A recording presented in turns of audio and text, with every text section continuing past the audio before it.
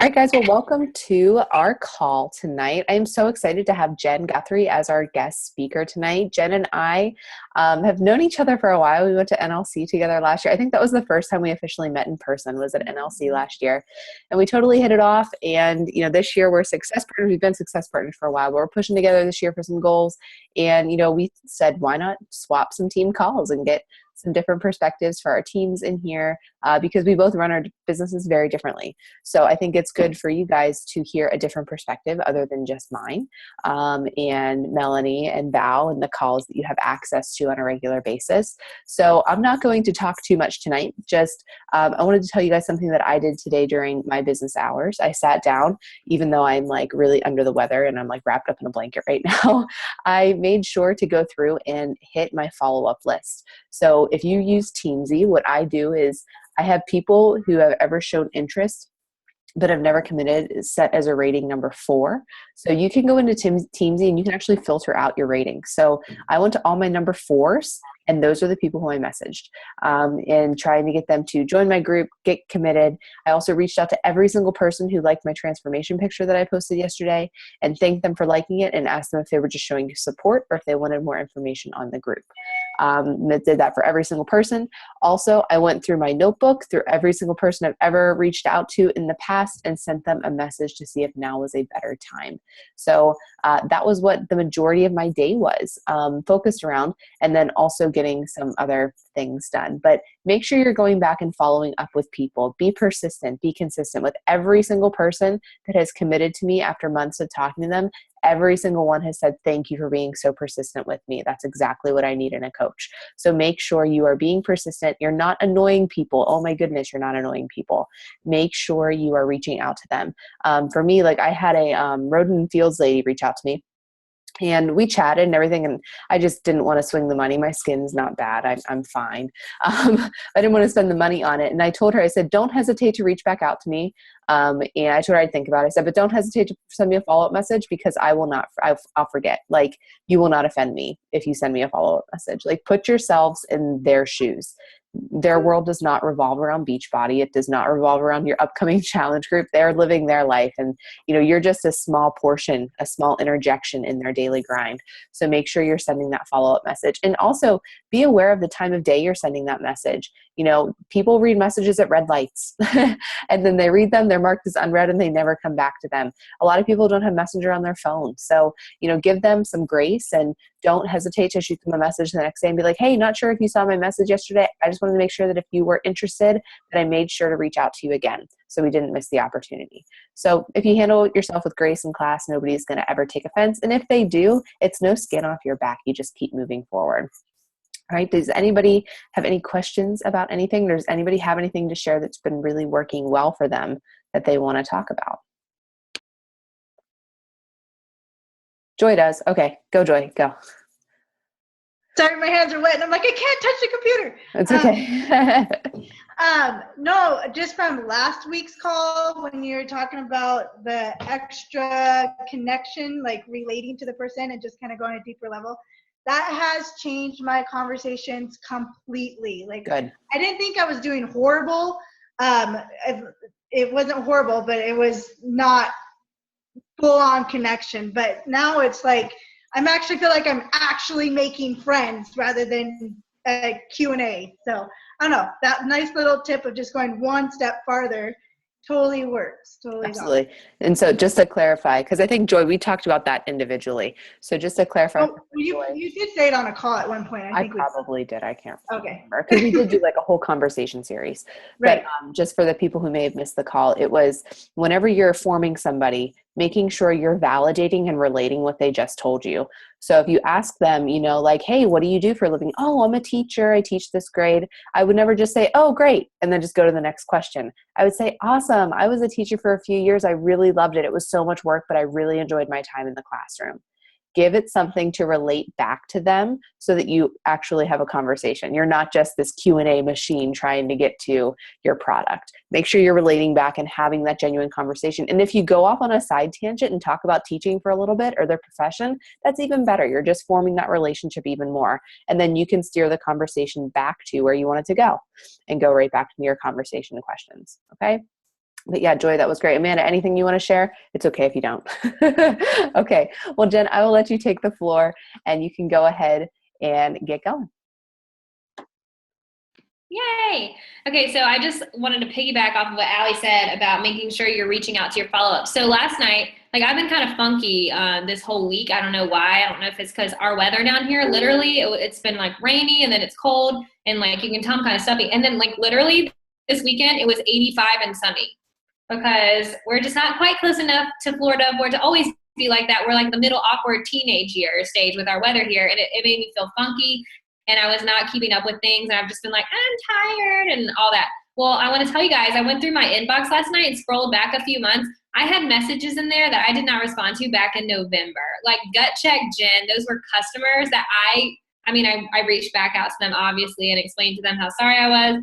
And, you know, I have conversations now, but, like, those could have been Challenge Pack sales in November, December, January. And so, you know, Allie is hitting it dead on the head when she says that. So it kind of segues into my slideshow for the night. Let me get it pulled up and then I'll share my screen here. So I want to talk a little bit about taking ownership of yourself as well as the business, because I find a lot, especially, can you guys see okay? Allie, my Zoom doesn't let me show both at the same time. Is it all good? Hold on. I wish I could see you guys too. All right, let me see if I do this. Are you guys good with that? Okay. I like to be able to see faces when I talk. It's weird if I don't. All right, so I want to start talking about organization. People get stuck on the details instead of the action. So what I mean by that is we get so caught up in things that don't really matter that much to our business. Like I was talking to a coach the other day. Well, I was getting a lot of traction. Well, now I'm not. Well, I'm here to tell you traction doesn't mean anything. If you get 2 likes on a post and it's non-coaches, okay, well, that was a win. If you have 180,000 likes on a post and every single one of them is a coach, did you really attract anybody with it? No. So I want you to really think about what you're focusing on and those little details that you don't have control over or details that don't matter. Another example would be, Facebook scrolling and looking for your ideal coach, or, spending a ton of money creating a website when you don't really need a website, or maybe you're brand new or maybe you've been here a while and you're like, oh, I need a like page, an Instagram, a blog, and then I can't keep up with it all. You don't need any of that. You can have it. It'll all help your business, but you don't need any of it. We get stuck on details instead of action. The basic actions of this business is hit Success Club, recruit new coaches, teach them to hit Success Club. That's it. It's really not even about, it doesn't even have to be about moving forward a crazy ton in rank past diamond. It really doesn't. I'm here to tell you right now, like I've been a 5-star elite coach. Right now I'm sitting at a 2-star and I'm making way more money as a 2-star diamond right now than I ever made when I was a 5-star elite title. Okay. And so don't get stuck in this phase of detail with no action. So back to my main point. You're hitting Success Club every single month because you're on this call, so that means you're a working coach who wants to move this business forward. Or you're catching the recording, which means the same thing. Have to hit Success Club. It's non-negotiable because you're going to teach your coaches to do the same, and that's how you make money in this business, like point blank. That's how it works. So that's like a little beware because we get stuck on details that don't matter. They're not business building. So number 1, as you guys know, or if you don't know, I work full-time still to this day because I choose to. I could quit my teaching job if I wanted. I make enough money with Beachbody. I just choose to stay there because honestly, I like it. Like there are days where the little turds like get on my nerves, but I like them and they like me. And I work in an area where I really truly feel like it's my calling to be there. And if I left, I feel like I'm turning my back because if I don't fight for them and their education and their community, like there's not a lot of people who will, especially with just the day and age and everything. So I choose to stay. So I am living proof that what I'm about to teach you can work if you put it into action and don't just think, oh, that's such a great idea. I love those details. No, you have to take the information and put it into action very quickly. So a calendar, and I know you guys know this because Allie makes a calendar every month and I'm sure she shares it in her team page, and I'm sure you guys create a calendar too. My calendar is not super crazy. Like here's this week's. I like this. I have this little weekly calendar. Right here's all my people's Shakeology orders that are about to come up. And it's just on that one, like I just keep it on the week so that I'm not overwhelmed. And then the next week I might have a challenge group start. Basically, you just need to know that so you know what you're inviting to. So if you have a challenge group on the 20th, then you know until the 20th, that's your focus and that's what you're inviting to. If you're having a new coach training starting on the 31st, then you need to know that date so that you're consistent in your advertisement. I find that a lot of coaches are like, challenge group coming up, and then 4 days later, brand new challenge group starting, and then hey, in 4 weeks, and I'm like, you don't know when your stuff is. So write that down. It's important. It's mostly important for you and your posts and your advertising. The rest is a distract time. Like I'm addicted. I've had a diamond coach literally quit my team because she said, I just am glued to my phone all day. Well, why? I don't understand why you're glued to your phone all day, because it's not business building activity. Scrolling through a Facebook newsfeed and liking things aren't really and truly a business building activity. So you need to figure out, where is your time going? And when you're sitting it down to work, are you working, or are you like group scrolling and coach creeping and all that stuff? That doesn't count. That to me does not count as work. That's like what I tell my students, that's playing. that's just what I tell them. Number 3, stick to something you already know. And number 4, keep it simple. So Allie has amazing systems in place already. And she and I use a lot of the same ones that we've been given by Melanie and Katie and various people. Those systems work, okay?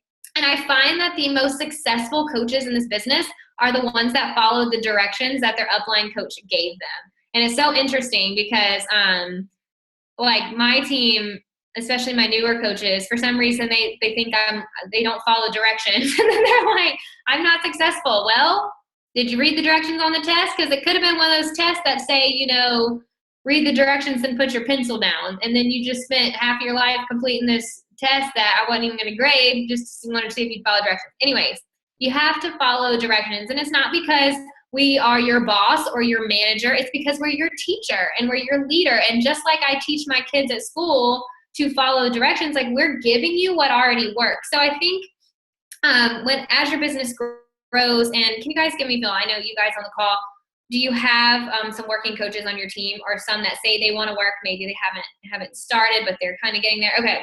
So when we start to recruit working coaches, we go into management mode easily. I do it. I still do it, where we want to manage people and, hey, make sure you're doing this. Make sure you did this and this and this. I'm going to tell you right there, like what's been the most biggest stress relief for me this year is, all right, here's your Coach Basics group. I'm going to post everything you need. If you need me, I'll be here. Fly, little birdie. And if they do it, they do it. And if they don't, they don't. I don't chase. I don't drag. I don't beg, because what that tells me is when I'm doing that I need to recruit someone else. I need to recruit more people. Those aren't my people. And that's okay. Don't be, you show them the love. You love them. You're so glad they're on your team, all of those things, but you can't put your focus. You can't put focus on that detail instead of the action. Like, oh, I have one new coach. Okay, so all of my focus all of a sudden goes on this coach and her success. No, you got to use that action of recruiting more coaches. Does that make sense? Like our focus gets shifted around. So here we go. Organization. You are 42% more likely to get something done if you write it down. Now, I'm not a huge hardcore, intense, have tons of spreadsheets and a binder person. I'm not. I literally have my notepad, that little calendar I showed you, and then I have my little marker board with my goals on it. But I'm tracking business building activities first. Okay, talking to new prospects, returning messages or emails. That's your first priority, reaching out to new people. And it might change depending on the time of the month. So here's something I want to share with you guys. This is my business activity tracker, mostly for my power hour. So let me back up because I do want to show it to you. It's great. I got this little marker board at Target, and I decided it was going to be a monthly thing, and I just erase it every week and start over. So my goal this month is to recruit 10 working coaches. Now, if I push for 10 and I only end up with 2, who cares? I pushed for 10 and I got 2. Like, I'm going to get a working coach because it's my focus. So I may not hit 10. I'm nowhere close right now, and the month's almost over, but I've worked like I'm recruiting 10. So I know that I will reap what I sow maybe a little later on in the year. So I do 3 posts on Facebook. And if you guys look, there's my days. You see those sad faces? Those are days when I didn't do it, because I don't try to lie to myself and check it off and act like I did it to make myself feel better, because we all do that. I legit put a sad face and it sucks. I hate writing that stupid sad face, but it helps and it puts me in check. So when I'm sitting here saying, I can't do it, like I was Sunday, nothing's working. Well, I didn't do anything on Sunday. I can go back and look and see where I didn't do anything. So that's me having to take ownership of myself and my actions. That's not my upline. That's not my team. That's just me not doing what I know works. Okay. So as you can see, we're on Tuesday and about halfway there, but I put 3 posts on Facebook. I have my Instagram and like page connected. So I just do the same 3 posts there. I do the exact same thing. I'm going to go like and comment 5 things on Facebook. Same thing on Instagram. 5 challenge group invites or conversations, 5 business invites or conversations, check into my groups saved to my favorites bar, recognize 2 challengers publicly on Facebook, and I just go to their wall and say, like, you're doing such a great job, I'm so proud of you. I don't do anything personal just in case they don't want others to see that. 3 Instagram stories, maybe you do Snapchat, I don't do Snapchat, but whatever is working for you, and then I recognize 2 coaches on Facebook. This whole list to accomplish takes like 10 minutes, aside from the 3 posts, because that's throughout the day. Like, that's not even an hour. That's just like 10 or 20 minutes of my time to knock out that list. All right. So this is from You Are a Badass, the book. It says, if you're serious about changing your life, you'll find a way. If you're not, you'll find an excuse. And I love that, because it gives me a gut check too. And sometimes we have to ask ourselves, is this a hobby? Is it more than a hobby? Am I acting like a business owner?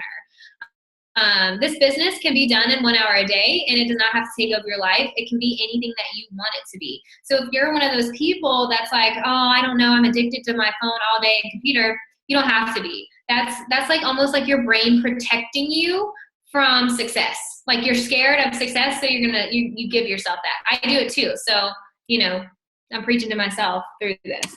All right. So I love this. It says, are you waiting for someone to be your boss, or are you taking ownership? Are you taking responsibility? Or are you, like me, I'll be like, my team. It's not my team. And my team starts with me. Or sometimes I'll say like, well, upline this, or I'm on a week, whatever. It doesn't matter. You can say it all you want, but it's up to you to turn your business into what you want. So I put a daily checklist on there. I like it. It's kind of like the one I just held up for you guys.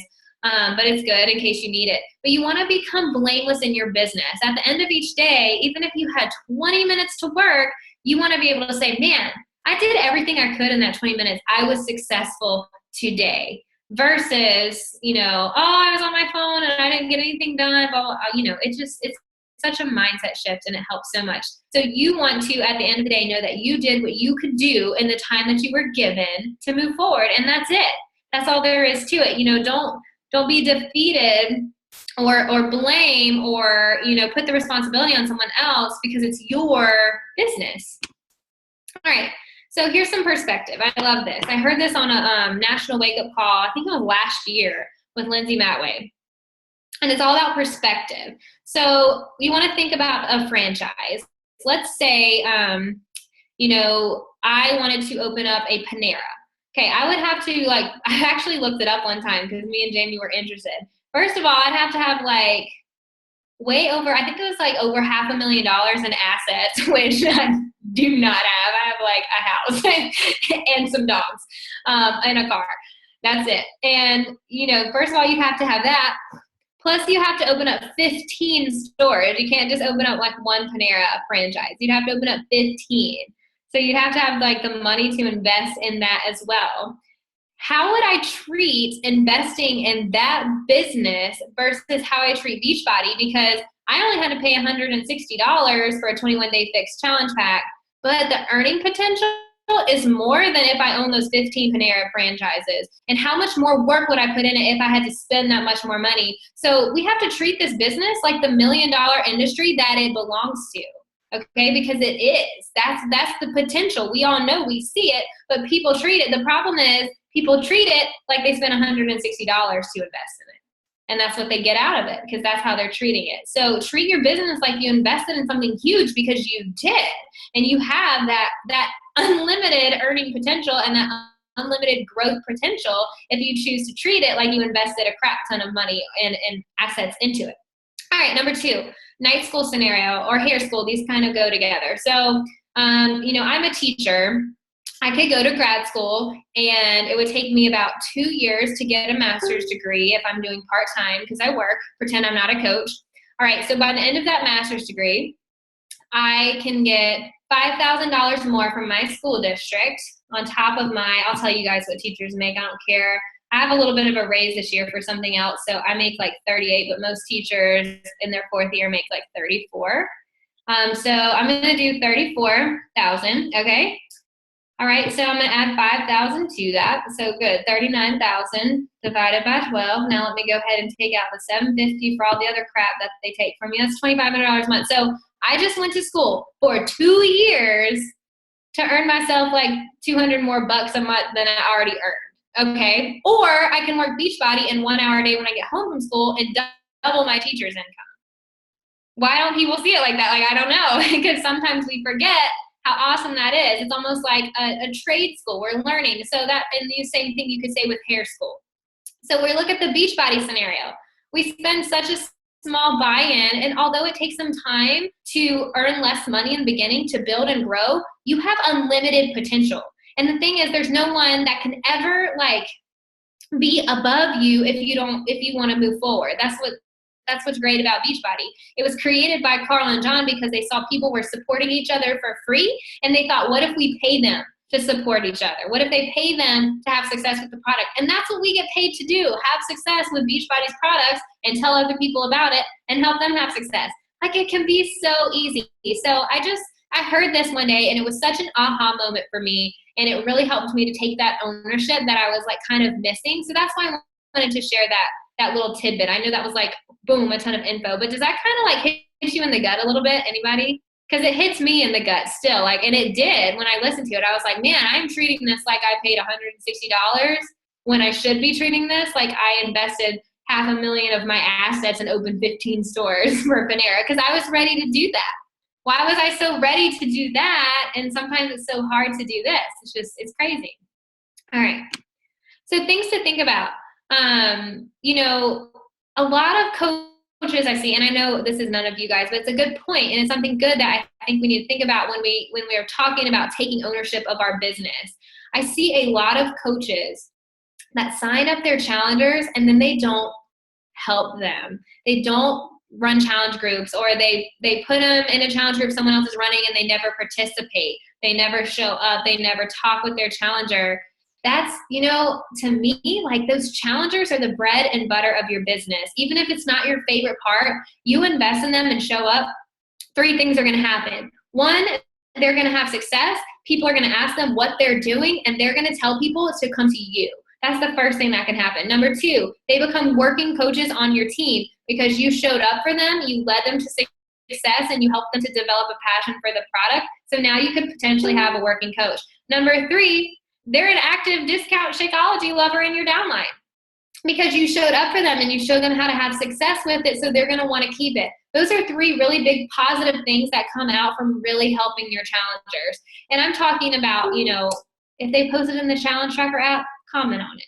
Comment on it when you're at the red light. Like it. Show them that you're watching them and that you're proud of them. And back to that to-do list, I love doing the recognizing challengers on Facebook. I do Transformation Tuesday, even when I don't want to, or if I have something else I would rather say.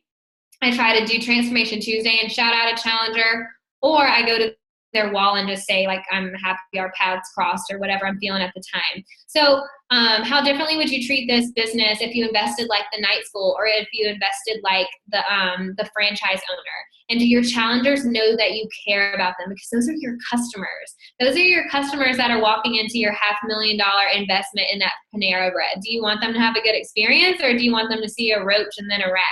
No, you want them to have a good experience, because that's how businesses build, whether it's coaching, a restaurant, whatever. Does it kind of make sense? Kind of crazy. I was like, my mind was like, when I heard this. Okay. All right. So another thing, this is what I hear a lot of times. I actually get a lot of messages from people that say things like, there's a lot of other coaches like, oh, Jen, like, I wish that I could do what you do. Why don't you? Like, why don't you? I don't get it. And then I get a lot of messages that say like, I wish that I could have done this or this or this or go on this. Look, I got a message like 2 days ago from a coach that said, saw your Super Saturday video. I could never be that organized. Why? I just like walked you step by step how to do it. And that's what I told her. I was like, hey, did you listen to it? Because I just told you what to do.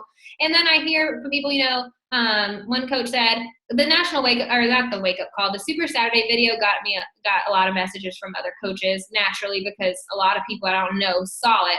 And it was interesting to me how low the self-confidence was in that. And Bonnie had mentioned that at NLC the previous year. Like, I am nobody in this business, guys. Nobody. I'm like just chilling down here in Podunk, Mississippi with my teacher job and have made somewhat decent success with Beachbody. But it's because I decided where I wanted to go and I put it into action, back to that first slide. And I just see too much of, oh, I don't think I could do it, or I wish I could do what you did, or I wish I could do what so-and-so did, or I wish I could achieve what so-and-so achieved. Well, why don't you? Ask them what they did, and then you just do it.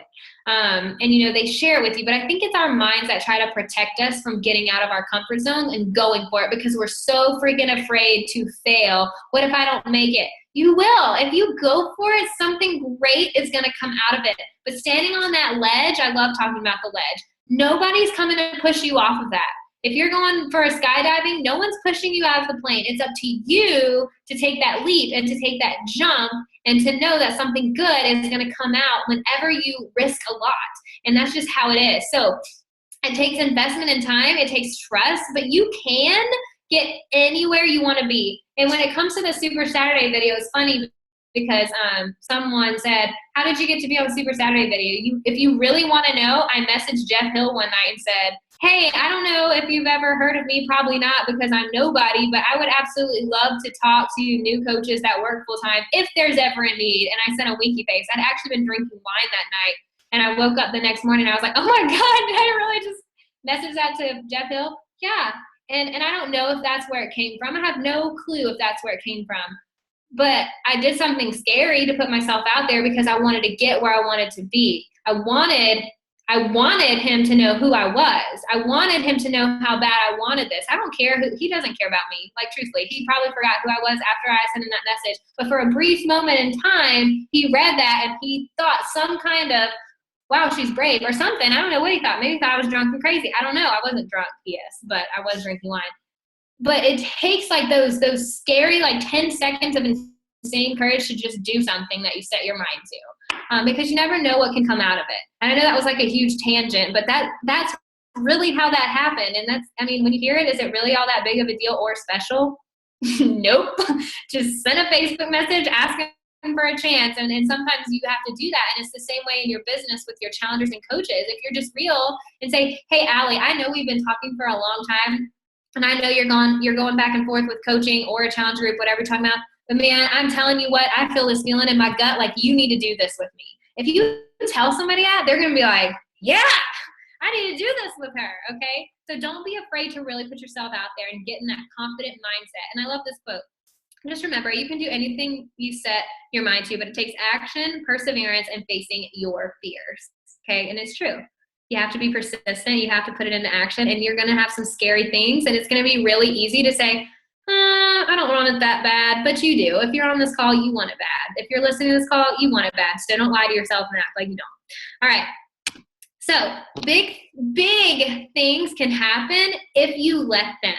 Okay. So when it comes to, I'll go ahead and stop sharing my screen. When it comes to taking ownership of your business, it can mean a lot of things, but at the end of the day, Allie believes in you with every ounce of her being, and so do I, but none of that matters if you don't believe in you, okay? Because that's where it has to start, and we can do everything to tell you and to pour into you because we love you and we love our teams, but you have to believe that you were made for this and made for big things, and sometimes it's going to take a little convincing. I had to convince myself this week that I was meant to do this. And now I'm here talking to you and also talking to myself. And I'm like, yeah, you are. And if you've ever doubted it, raise your hand if you've ever doubted it. Yeah. Okay. So look around. You're not alone. All right. And I don't know where most of you are in your business, but I can tell you that you're probably in a place that you want to move forward, because we're always in a place to move forward. And taking the information and taking what inspires you and what pumps you up and what gives you, go back to when you first, became a coach, that feeling. You got to find that feeling over and over and over again. And you take that little spark and that's what you run with. And how many of you are really holding back because you're afraid of what friends and family might say or think? Nobody? Good. I'm so glad, because I was going to say then you need new friends and family. Sorry, but who doesn't support people? And that's always a tough conversation after everybody raises their hand. So anyways, no, and it's, I don't know, sometimes things just hold us back, but don't spend time figuring out what's holding you back. Instead, figure out what's going to push you forward and go from there. So, the summary of this call is take ownership of your business, whatever it is you want. You need to know that you deserve to go after it and that you can do it.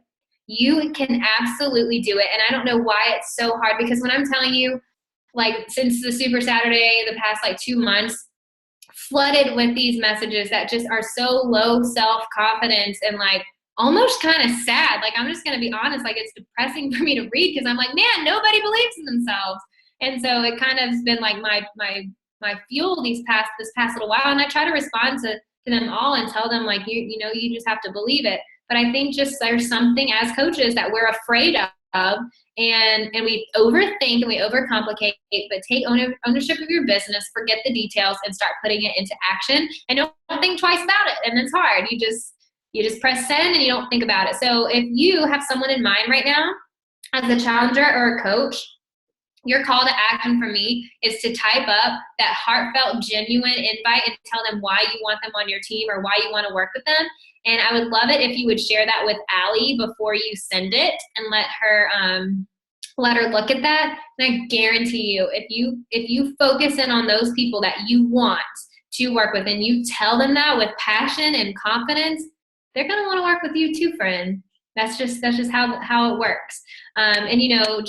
I love the franchise analogy, and I hope you really took something away from that. And even if you already kind of felt that way, hopefully you got something good to take back to your team with that information. So that's all I have. I hope it made sense. I don't ever know what I say when it's all said and done, but I hope that you're inspired to really go back and be willing to evaluate yourself and think about where you are, where you've been, where you want to go, and what you're doing to get there. I think that's my biggest tip to anyone in this business, no matter where you are, how long, is always be willing to stay a student and to learn new skills and to use them. Just like when you're a kid and in school, they didn't teach you all the letters for you to never write. All right. They didn't teach you all of the numbers so you could never add. All right. That's why we teach you. And that's why we teach our teams these things. So just breaking it down to a simpler thought process. So yeah. Any questions?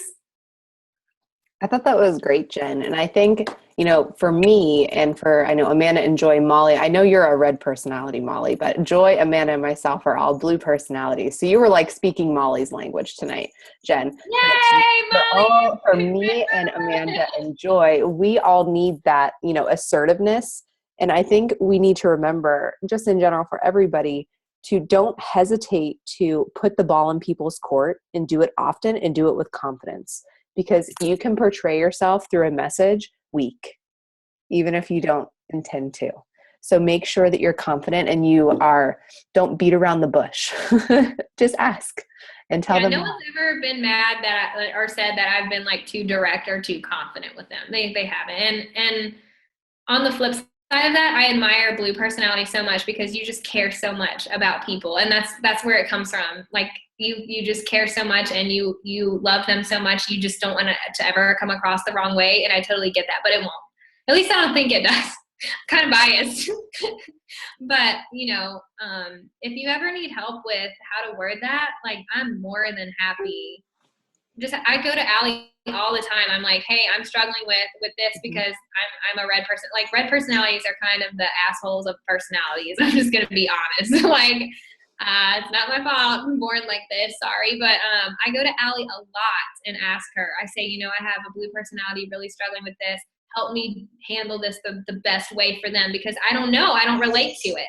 And the people you're talking to are all different personality types. So don't be afraid to reach out to others and ask them how they would want it said to them, I guess, is what I'm saying. I don't know. Yeah, absolutely. Do you guys have any questions for Jen?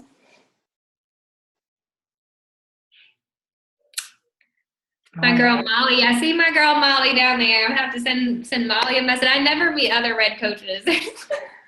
Not a lot. It's so funny. It's so funny. We're that rare? Really? We're that rare? A lot of people in general, the personality that normally comes are blues, and like if you ever heard the gem personality, the pearls, because they're that nurturing, want to help everybody succeed type. Nice, good-hearted people. Yes, Yeah. It's awesome. Yeah, I But can you totally balance relate each with other that, out. 'cause I think I struggle sometimes because I'm like missing the connection with people sometimes. Yeah. I'm like, I don't get it, like I just don't, but I don't want to, I'm not trying to be mean. It's just, I just don't get it sometimes. Yeah. Mm-hmm. Story of my life, friend. Well, I definitely reach out to different personality types, or post it in your team page. I literally go to Allie all the time because a lot of my team. I go to Jen too. And guys, you have such a great leader. Like I'm telling you, if you duplicate what Allie's given you, like you're going straight to the top, just like she does and is all the time. Thanks, Allie Jen. rocks. I love her. She probably doesn't know that because I'm red and I don't ever tell people, but I love Allie Van Arsdale so much. She just doesn't even know. Well, thanks, Jen. Do you guys have any questions for her? Now's your opportunity. Even if it's not anything she talked about tonight, do you have any questions?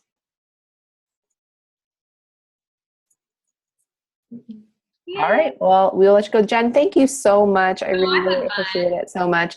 And Jen, could you do me a favor and can you send me over an example of your very direct, like, I want you on my team, like an example message to share with everybody? I can actually, if you guys hang on for like 2 seconds, I can post one in the chat. Is that fine? Yeah, that'd be great. And I'll send it to you too, Allie. Yeah, that'd be perfect for the recording. Yeah. And you could adapt that for anything. You could adapt it for a challenger. You could adapt it for a coach potential, anybody. Oh, yeah. And I'll tell you that it's very, like I definitely try to put some emotion into it because I get emotional when I'm talking to them about it. So my only suggestion would be careful when you're duplicating it. Make sure you tailor it to who you're talking about because if there's some things in here, like I think, and this is just like the general one that I use, but I like it a lot. And I usually tailor it to whoever I'm talking to so that I can like meet their needs. So there you go there. Thank you. So. That's perfect. That's perfect. Yay. All right. Well, thanks for having me, guys. I had 2 tons of fun as always. Yeah, thank you very much, Jen. We really appreciate it. And I will get this recording over to you, Jen, too, if you want to post it to your YouTube channel. Yes. Okay. Thank you, friend. All right, Bye, you're welcome. guys. All right, guys. We'll talk to you later. Bye. Bye.